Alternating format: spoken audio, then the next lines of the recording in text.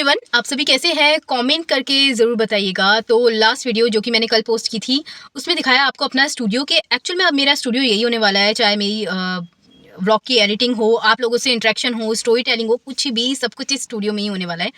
तो जिन जिन लोगों ने व्लॉग ना देखा हो, प्लीज़ जाके वो व्लॉग देखें कि मेरा स्टूडियो क्या है। और इसको बनाने का पर्पस भी मेरा बहुत सारी रीज़न है उसके पीछे कि इसको स्टूडियो ही क्यों मैंने बनाया। मतलब नंबर 1, वॉइस कैंसलेशन। मतलब नेचुरली आपका वॉइस कैंसलेशन रहेगा, ठीक है ना, क्योंकि शीशे पूरे कवर है तो आवाज़ बाहर से आने की और मेरी आवाज़ बाहर जाने की कोई दिक्कत नहीं।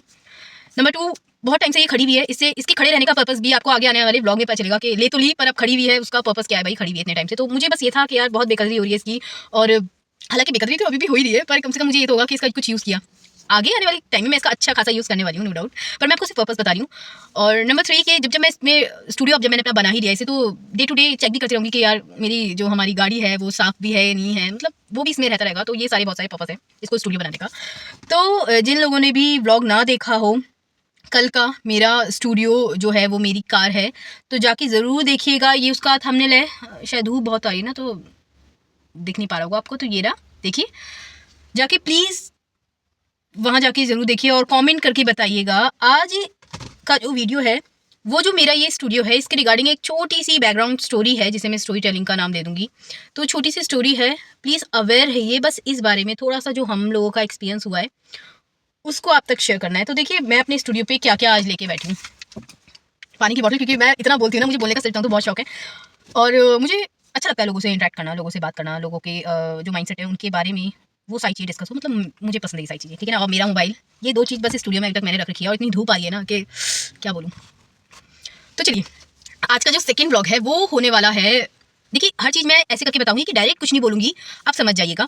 और जो जितने भी इसमें कैरेक्टर रहने वाले हैं उनको मैं A B C से डिनोट करूँगी कि ए ये है, बी ये है, सी ये है, बस समझना आपका काम है। क्योंकि मैं किसी का नाम लेके यहाँ किसी को कुछ करना, ऐसा हाईलाइट करना मेरा वो पर्पस नहीं, मेरा बस पर्पस आप लोगों को अवेयर करना है और खुद की जो जर्नी है उसे रिकॉर्ड करना है, ताकि मैं किसी भी चीज़ को ना भूलूँ ना, ठीक है। तो आइए स्टार्ट करते हैं अपना डे 2 2026 का व्लॉग। ओके, तो देखिए जो मेरा ये स्टूडियो है बहुत खूबसूरत स्टूडियो है, मुझे इस स्टूडियो से बहुत प्यार है क्योंकि भाई इसमें हमारा पैसा लगा है, ठीक है। 1.5 लाख समथिंग लग चुके हैं।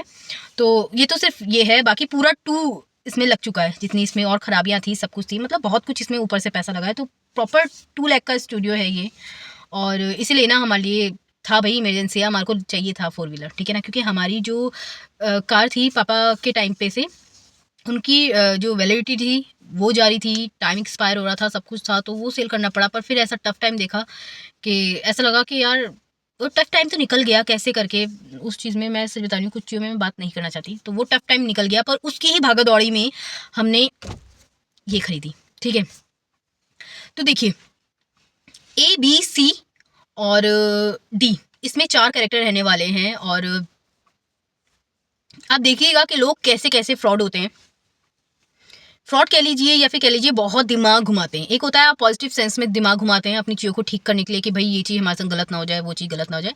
एक होता है किसी को हार्म पहुँचाना है, फिर कह लो उसके पीछे कुछ भी मतलब रीज़न रहा हो, हमें नहीं पता। प्लीज़ आप अवेयर रहिए, ये जो मेन पर्पस है मेरे ब्लॉग बनाने का सिर्फ और सिर्फ यही है कि आप अवेयर रहिए, ठीक है ना। लोग एक्चुअल में होते हैं ऐसे। तो देखिए ए से वो पर्सन जिससे हमने एक जो हमारी कार है वो परचेज़ की, बी से मेरा भाई, सी से कह लीजिए मीडिएटर कह लीजिए उसे, या फिर कह लीजिए उनकी भाषा में जो था डीलर। क्या डीलर, एक्चुअल में कोई डीलर नहीं थे, ठीक है ना, डीलर। तो हुआ ये कि जिनसे हम गाड़ी परचेज़ कर रहे थे, वो जो ओनर है उनको खुद को कुछ नहीं करना था, कुछ भी नहीं। वो अपनी हर चीज़ से मतलब ये थे कि हम मुझे तुम कॉल भी मत करो, सिर्फ पैसे दे दो, बाकी मुझे कॉल मत करो। उनका था कि मैंने बीच में जो डीलर है, जिसे मैं डीलर वाली बात कहूँगी कि सो कॉल्ड डीलर, ठीक है ना, तो डीलर है, आप उससे सब कुछ करिए, मेरे को बीच में मत लाइए। तो मतलब हमारा कोई इंटरेक्शन हो पाता कुछ, हम सोचते कि यार ठीक है हम कोई चीज़ क्लियर करें, तो वो चीज़ तो डायरेक्ट ओनर से हो ही नहीं पाई थी, उसमें बीच में डीलर।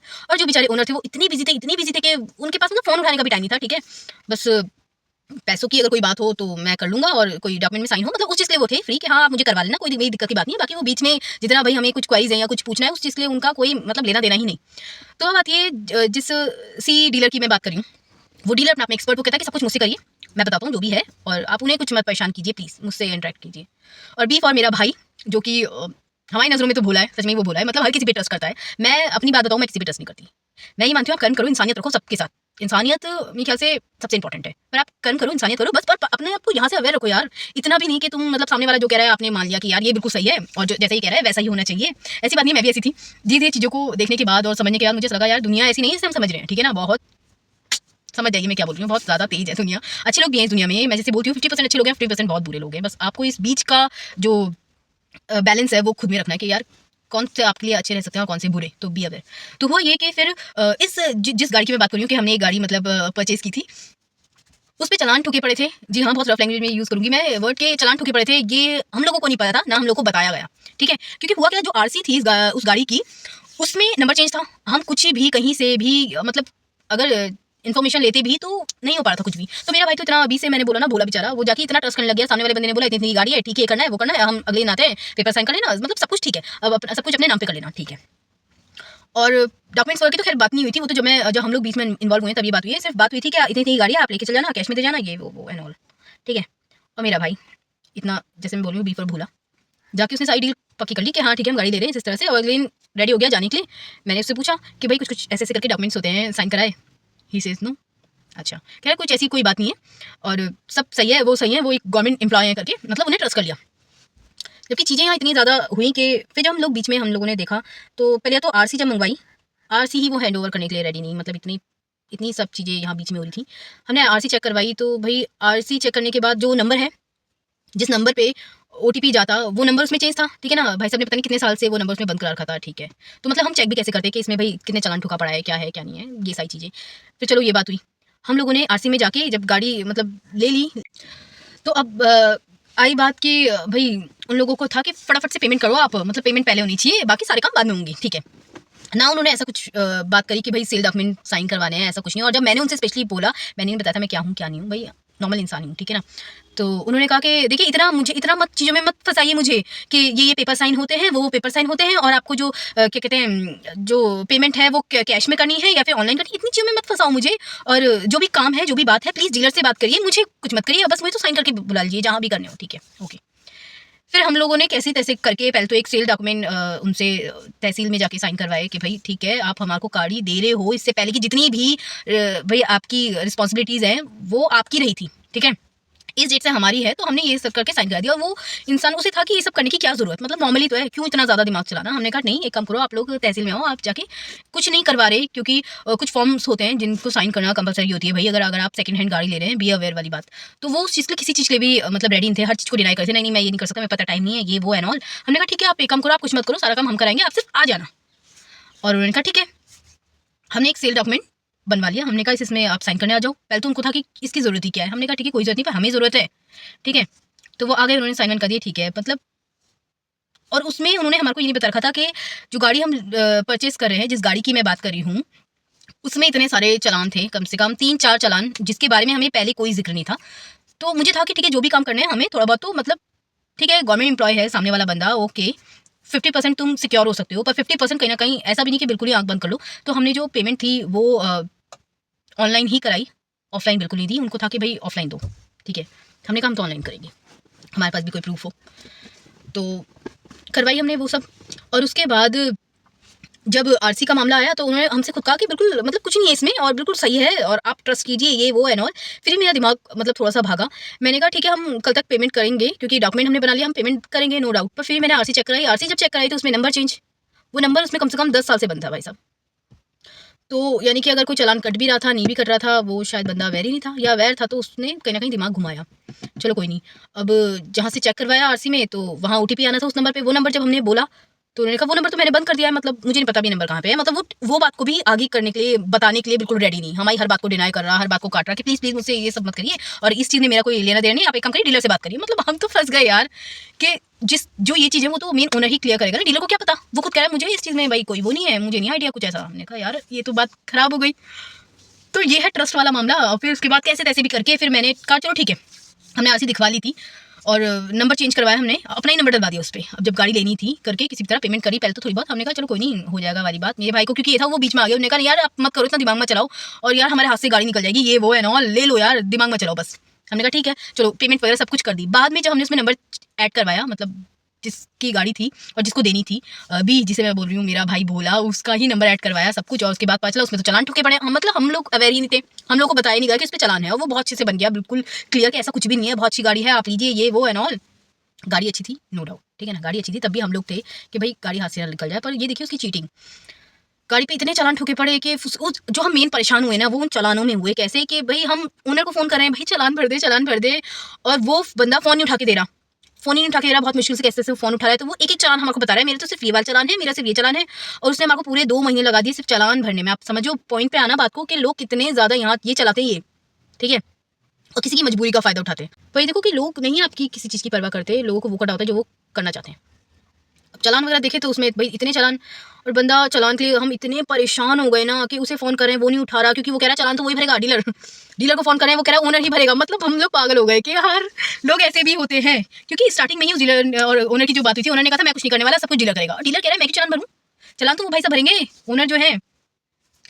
फिर चलो कैसे तैसे भी करके हमने क्या करा, हमने कहा हम प्रॉपर अब डॉक्यूमेंट्स का काम करवाएंगे, सारा जितना भी है हमने सारी चालान निकलवाए। भाई कितने चालान ठोके पड़े, देखा तो भाई कम से कम 18, 19, 20 के करीब उसमें चालान थे, 20,000 समथिंग, जहाँ तक मेरा आइडिया है, ऐसा कुछ चालान थे, ठीक है। भरवाए फिर हमने किसी भी तरह के, फिर मैंने भी किसी भी तरह दिन रात मतलब फ़ोन कर करके कि भाई चालान भरो, चालान भरो। मेरा भाई तो 2 दिन फ़ोन करने के बाद अरे यार हो जाएगा, अरे हो जाएगा। मैंने कहा नहीं, अब तो ये साइची मुझे दे।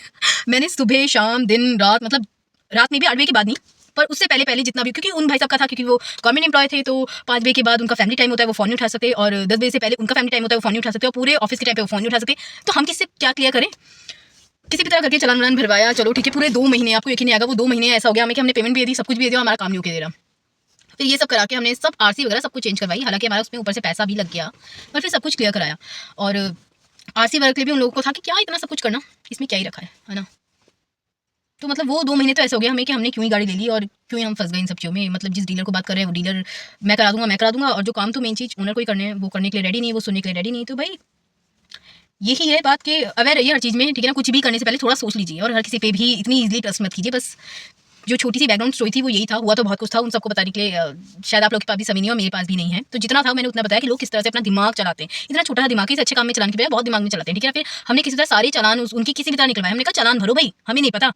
और फिर हम अब वो इसलिए वो गए, वरना कहीं ना कहीं वो हमारा मतलब जिसे कहते हैं ना कि एक पत्ता काट के चल देते। उन्हें ये था कि इन लोगों ने भाई सेल डॉक्यूमेंट जो था वो साइन करवा लिया है, सब कुछ है।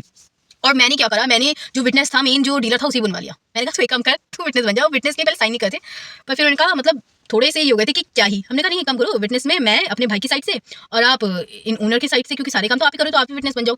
उनको ही विटनेस बना दिया। तो उनको भी ये था कि फटाफट मैं इनका किसी भी तरह मतलब जो मेन डीलर था कि चालान निकलवा दूँ। पर हम बहुत परेशान हुए, मतलब बहुत ज़्यादा परेशान हुए। जा जाके हम उसके गैराज में बैठ रहे हैं कि भाई चालान भरवाओ, इस तरह से परेशान हुए। तो ये चीज़ है। और फिर जब हम गाड़ी बाद में, जब हम पहले देखने गए थे तो सही थी, जब हम गाड़ी लेके आए तो कम से कम इसमें 15 से 20 के करीब ऊपर से लगा है। अब हम इसे कुछ भी कह सकते हैं कि भाई इतने टाइम गैराज में खड़ी थी या कुछ भी था, कुछ भी कह सकते हैं। लोग इतने फेक होते हैं, तो प्लीज़ बी अवेयर, ठीक है ना। लोग जैसे भी हैं, जो भी हैं, उन्हें वैसे रहना, आप थोड़ा सा अवेयर रहिए। ये थी थोड़ी सी बैकग्राउंड स्टोरी जो कि मैंने आप लोगों के संग शेयर की, और मैं इसको अपनी जर्नी का पार्ट बनाना भी चाहती थी कि कभी मैं इस जर्नी को बहुत टाइम जाए तो देखूँ कि एक्चुअल में हमारे संग ये हुआ था और हम कितने परेशान हो गए थे एक छोटी सी गाड़ी को लेकर। आज के डेट में तो ये है कि हम कुछ भी काम करते हैं, कहीं ना कहीं शक का कीड़ा थोड़ा सा साइड में हमारे दिमाग में रहता है कि ठीक है भाई सारी चीज़ें हो रही है, पर कहीं ना कहीं डाउट वाला जो एक माइंड सेट होता है वो रहता ही है। तो ये थी मेरी छोटी सी स्टूडियो की बैकग्राउंड स्टोरी, जो कि मैं चाहती थी कि अपना व्लॉग का मेरा ये पार्ट बने। और सामने से मेरा भाई दिख रहा है मुझे, और मतलब ये अच्छा है कि इधर आवाज़ आती नहीं। पता चला इरिटेट कैसे करते हैं लोग, ऐसे इरिटेट करते हैं। मतलब मैं सामने से अपनी व्लॉगिंग कर रही हूँ, उधर से बुलाया जा रहा है कि आओ आओ जल्दी आओ। तो आपको मेरी स्टोरी जो कि लाइफ का एक एक्सपीरियंस था, ये कैसा लगा कमेंट करके जरूर बताना। एक्चुअली में लोग ऐसे होते हैं या नहीं होते, इसको भी मेंशन करना, क्योंकि हमने देखे हैं, ठीक है ना। तो मुझे ऐसा है कि यार मैं अपनी जो भी लाइफ की जर्नी है उसे रिकॉर्ड करना चाहती हूँ। जैसे ऐसे लोग हैं ना, बस रिकॉर्ड रहे ताकि वो रिकॉल हो सके कि एक्चुअल में ऐसे भी लोग होते हैं। मैं बताऊँ आपको, मेरे भाई इसलिए इजीली ट्रस्ट कर लेते ना, क्योंकि जो पापा मतलब मेरे थे, उनका क्या था ना, वो कहते थे, वो मतलब बहुत ईजिली लोगों की बातों में फंस जाते थे, बहुत ईजिली लोगों पे ट्रस्ट कर लेते। और मैं ना हमेशा से ऐसी रही हूँ कि यार मैं पहले थी एक टाइम पे कि सब अच्छे होते हैं वाली बात, बहुत अच्छी है दुनिया, पर एक्चुअल में ऐसा नहीं है, ठीक है। एक्चुअल में ऐसा कुछ भी नहीं है। आप अच्छे हो, अच्छे रहिए, नो डाउट, पर थोड़ा सा अवेयर रहिए। तो आपको ये स्टोरी टेलिंग कैसी लगी कमेंट करके बताइएगा। और मेरा स्टूडियो अगर किसी ने ना देखा हो तो प्लीज़ जो मेरी कल मैंने जो व्लॉग डाला था उसे जाके ज़रूर देखिए, सपोर्ट कीजिए चैनल को। आगे आने वाले चैनल्स में आपको स्टोरी टेलिंग मिलेगी, बहुत कुछ मिलेगा, जितना कुछ मैं रिकॉर्ड कर सकूँ। तो मिलते हैं नेक्स्ट वीडियो में नए किसी टॉपिक के साथ। Bye bye, take care.